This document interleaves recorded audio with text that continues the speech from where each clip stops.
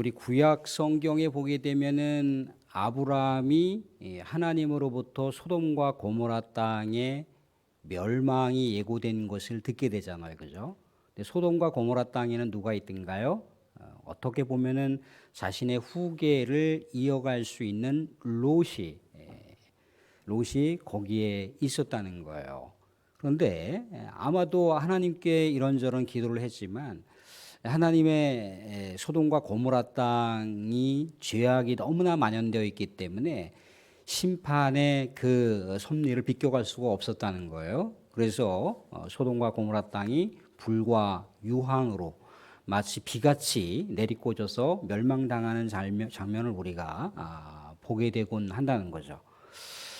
또 하나님 앞에 도전하는 거대한 인간 바벨탑이 무너지고 또 그 바벨탑에 사람들의 언어가 혼잡게 되는 것을 우리가 구약 성경의 내용을 통해서 볼 수가 있습니다. 또 애굽에 살던 백성들이 출애굽하게 됐을 때 애굽의 백성들이 또 애굽의 바로가 이스라엘 백성들을 애굽으로부터 이렇게 자유케 하지 않는 거예요. 그래서 뭔가 극명하게 대비되곤 하지만 이스라엘 백성들을 하나님께서 보호하시고 있고 또 애굽 백성들을 하나님께서 진노로 징계하시는 장면을 우리가 알 수가 있습니다. 이런 여러 가지 구원과 심판이 대비되는 내용은요, 사실 우리가 복음서를 통해서 헤아려 볼 수가 있어요. 예수님께서 부자와 거지 나사로에 대한 그 비유의 말씀 중에 보게 되면은 거지 나사로는 죽어서 아브라함의 품에 하나님의 천군 천사의 품에 안겨서 안식하고 있는 장면을 우리가 보게 되곤 하지만 또 부자는 어떻게 되는가요? 정말 그 펄펄 끓는 그 불 가운데서 마치 목이 마르도록 그렇게 고생하는 장면을 볼 수가 있습니다. 그래서 그 부자가 뭐라고 요청을 하던가요? 아브라함에게 내 형님들, 내 형제들에게 가서 이 상황을 알렸으면 좋겠다 그렇게 얘기를 합니다. 그러니까 거기서도 뭔가 거지 나사로와 부자의 극명한 대비점을 볼 수가 있는데 이 대비점에 대한 정점을 찍는 것이 요한계시록이에요. 그러니까 요한계시록은 심판의 비전, 구원의 비전을 명확하게 우리들에게 이야기를 하고 있어요.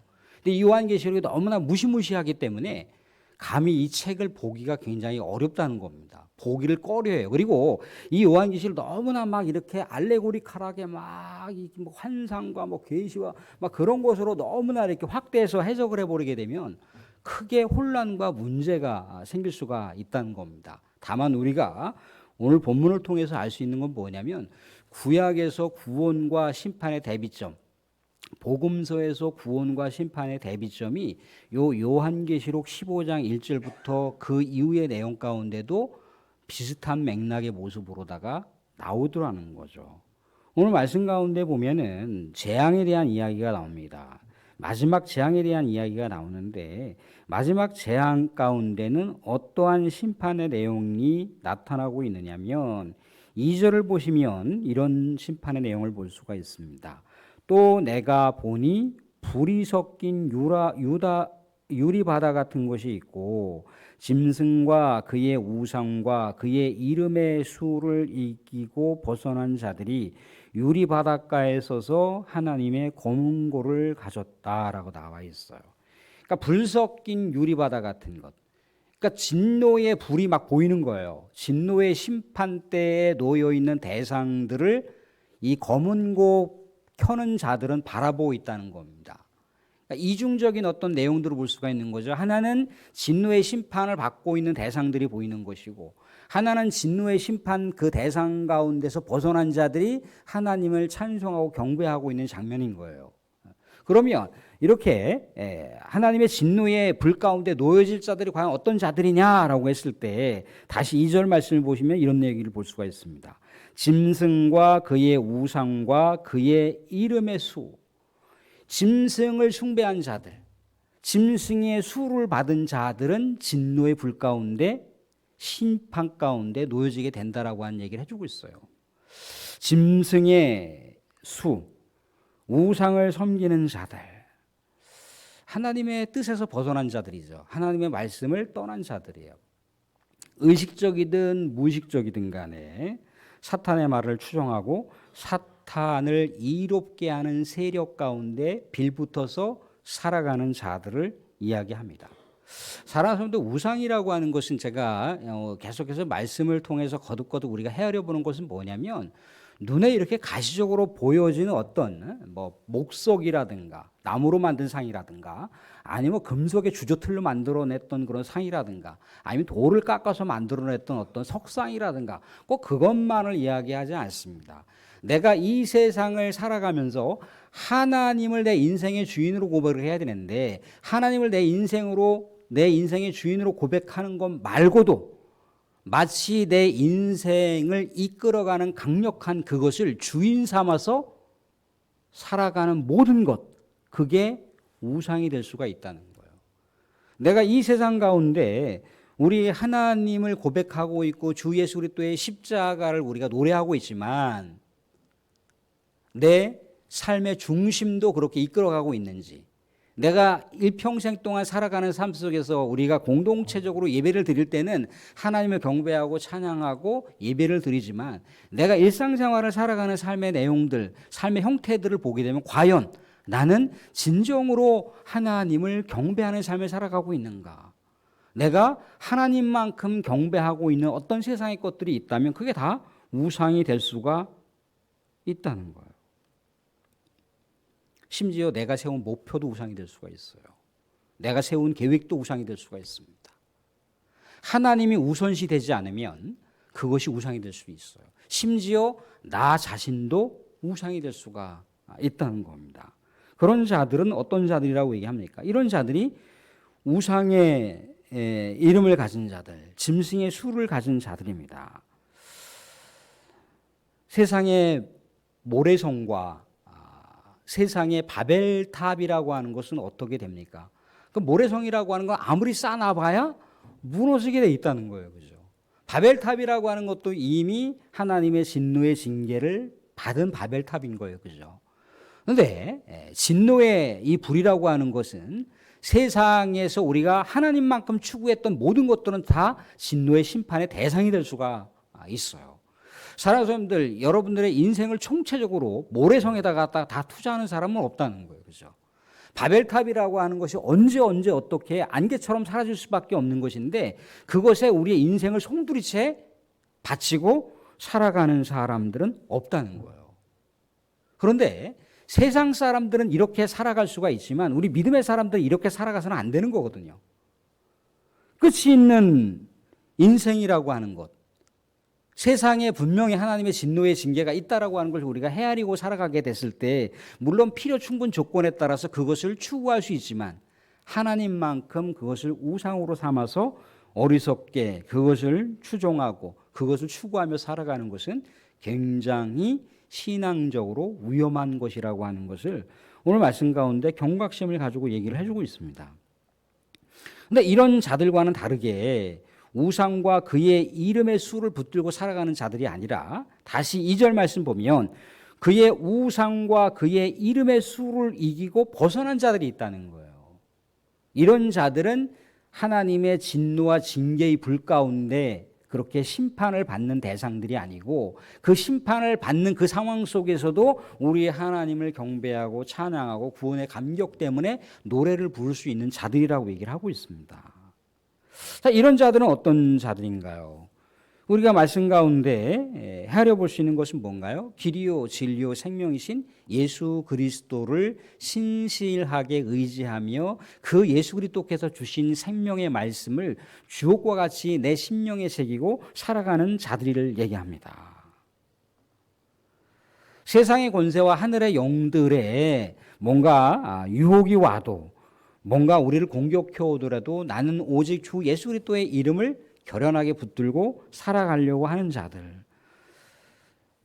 정말 이 세상 가운데 우리 하나님이 아닌 것을 섬기라고 계속해서 유혹을 하며 부채질하는 그런 상황이 온다 할지라도 육신의 정욕과 이생의 사랑과 안목의 이런 모든 것들을 이런 정욕과 자랑들을 추구하는 삶이 아니고 어떻게 영적 순결한 신부로서 우리 주 예수 그리스도를 신랑처럼 섬기며 살아가는 자들.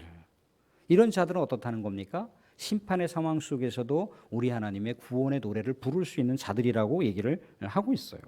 자, 구원의 노래라고 하는 건 어떤 노래인가요? 3절 말씀 보시면 이런 노래를 볼 수가 있습니다. 3절 말씀 한번 같이 보겠습니다. 3절 같이 시작. 하나님의 종 모세의 노래 어린 양의 노래를 불러 이르되 주 하나님 곧 전능하신 이시여 하는 일이 크고 놀라우시도다. 만국의 왕이시여 주의 길이 의롭고 참되시도다. 모세의 노래. 사랑하는 우리가 출애굽기 15장쯤을 보시게 되면은 이제 14장 15장쯤이 그거잖아요. 그죠? 홍해 바다를 건너는 사건을 볼 수가 있어요. 그죠? 이스라엘 백성들이 막 이렇게 이제 애굽의 군대를 피해서 막 도망가는데 그 도망가는 끝자락에 뭐가 있습니까? 홍해 바다가 있는 거예요. 잘못했다가는 저 홍해 바다에 다 수몰될 수밖에 없는 상황이란 말이죠. 그죠? 뒤에서는 애국 군대가 마치 칼을 빼들고 이스라엘 백성들을 죽이겠다라고 파죽지세로 몰고 들어오는 그런 상황 가운데 있고 앞에는 엄모라는 거대한 홍해 바다가 있어요. 그죠? 이러지도 못하고 저러지도 못하고 있는 이 진퇴양난의 상황 속에서 하나님께서 이스라엘 백성들에게 어떤 피할 길을 주시나요? 홍해 바다를 가르셨다는 거죠. 그리고 그 길을 마르게 하셨습니다. 그래서 이스라엘 백성들이 홍해 바다를 유유하게 다 건너고 난 다음에 애국 군사들이 이스라엘 백성들을 막 쫓아오게 됐을 때 이 홍해 바다가 다시 이렇게 원래 상황으로 돌아가게 되는 상황 가운데 애국 군인들이 다 수몰되는 그런 놀라운 광경을 보게 되는 거죠. 이스라엘 백성들은 구원의 역사가 일어났지만 애국 군대는 심판의 역사가 나타났다는 거예요. 그래서 이 홍해 바다를 건너고 나서 모세와 또 이스라엘 백성들이 뭐라고 노래를 하던가요?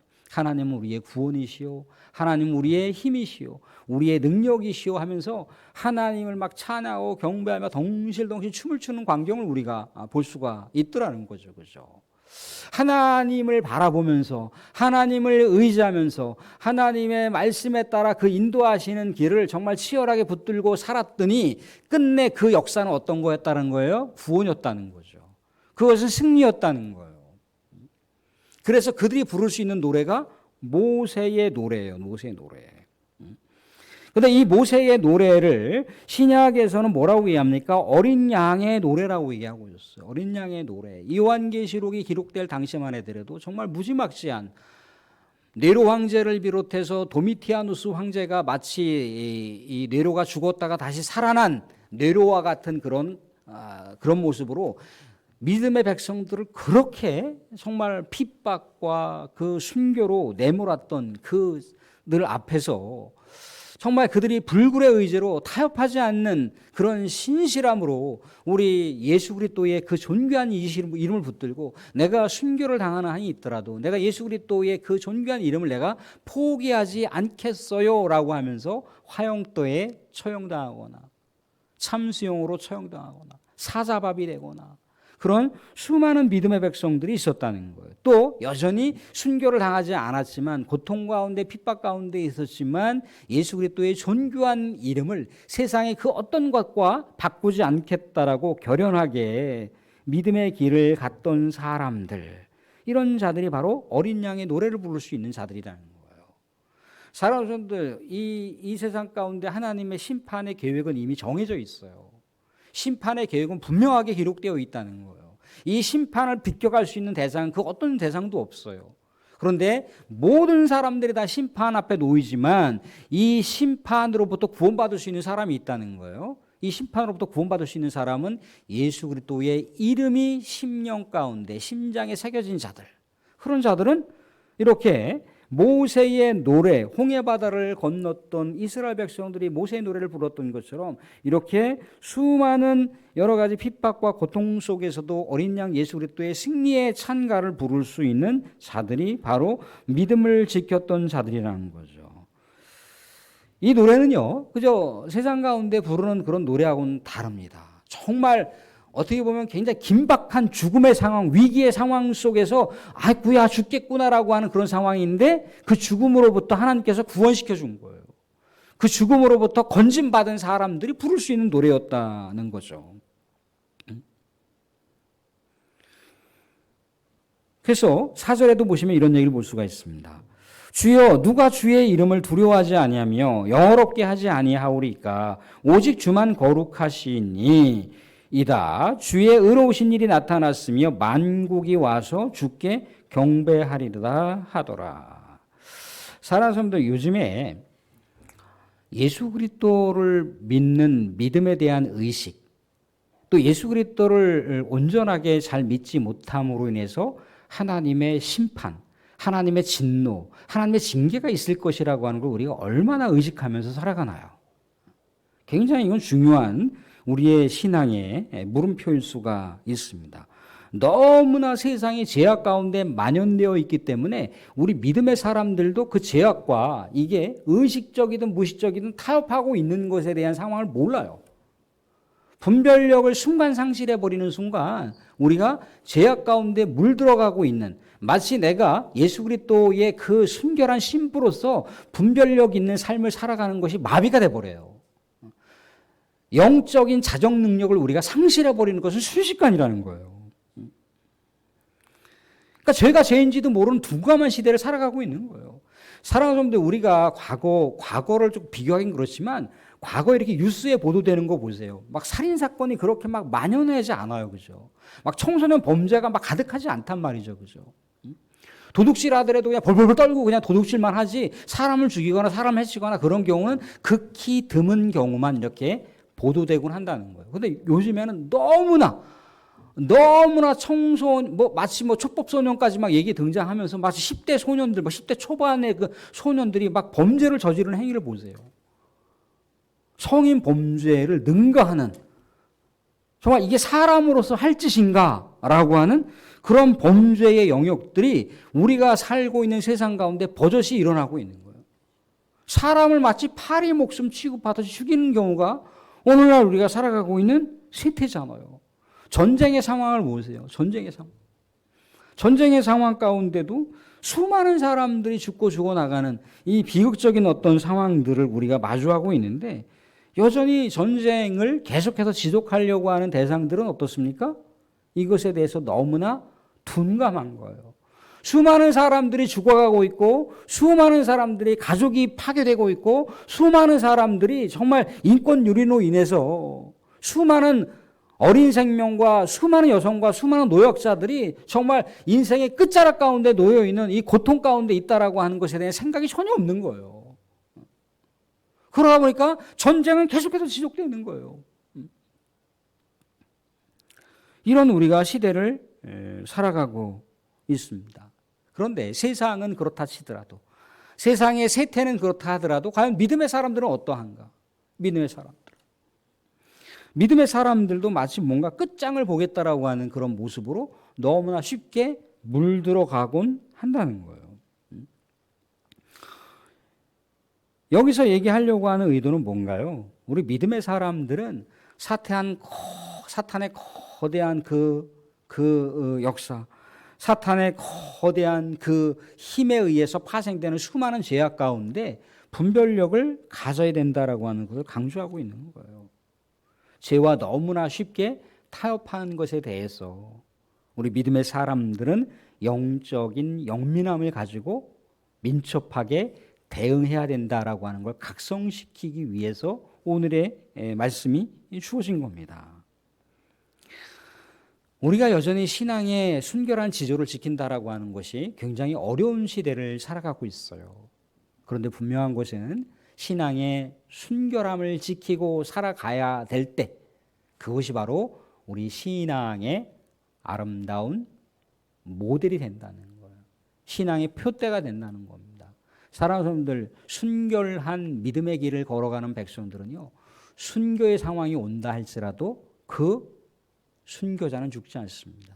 순교자는 계속해서 믿음의 사람들의 입술을 통해서 회자될 수밖에 없어요. 결연하게 하나님을 높이면서 예수 그리스도의 이름을 존귀하게 여기고 그렇게 신실한 믿음의 길을 걸어간 백성들은요, 하늘에서도 노래를 한다고 하고 있어요. 하늘에서도 이미 구원받은 백성이기 때문에 노래를 한다라고 얘기하고 있습니다. 그런데 예수 그리스도가 없는 자들, 예수 그리스도의 이름이 아니라 짐승, 우상의 이름을 붙들고 살아가는 자들은 진노의 심판 가운데 분명하게 놓여질 것에 대한 이야기를 하고 있습니다.